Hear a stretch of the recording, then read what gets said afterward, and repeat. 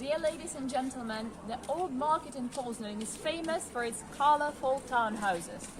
But the building you can see in front of you doesn't look like a townhouse, does it? Actually, it was an aristocratic palace that belonged to 3 families. What features of an aristocratic palace can you see in this building? It's monumental and stately. On the ground floor there are 2 massive gates that open to horse carriages. There is a balcony running across the first floor, across the facade. And above all you see the family coat of arms, flanked by 2 figures of ancient Roman soldiers. To the left and to the right of the pediment, and the pediment is the triangle that you see on the facade, there are also reliefs featuring ancient Roman soldiers. The matter is that the palace was built in the late 18th century and redecorated in the early 19th century when the classical style appeared and became dominant in Europe. And to be in fashion, this style requires some ancient Roman figures.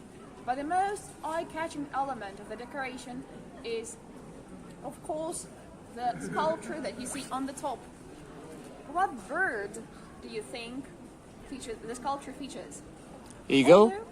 Oh, yeah, of course, it would be logical to expect to come across an eagle in Poland, but this bird is a pelican. The matter is that in the past, the pelican was associated with sacrifice. It was believed that during famines, a pelican would open wide its mouth and let its babies peck what is inside. So, to underline their sacrificial service to Poland and its people, the Działyński family ordered this sculpture and placed it on top of their palace. And these were not just empty words. In fact, the family contributed enormously to the development of the Polish culture in the 19th century. You remember that this is the period of partitions, and the palace turned into kind of an unofficial clandestine university where lectures were held, exhibitions and concerts took place. Moreover, in the 19th century, meetings connected with rebel fights also took place in this palace. Its owners helped people who suffered from numerous floodings, and remember that there is a river flowing nearby. As for the last owner, Władysław Zamoyski, he established a charitable foundation with a very wide scope of purposes, from the education of women to the education of talented youth, and even the protection of the forestry and the family palace in a town not far away from Poznań.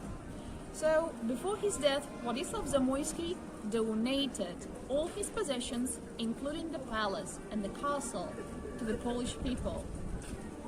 Today, the building houses an institute of the Polish Academy of Sciences and part of a unique library that used to belong to Władysław Zamoyski, and it continues fulfilling its sacrificial service to the Polish people today.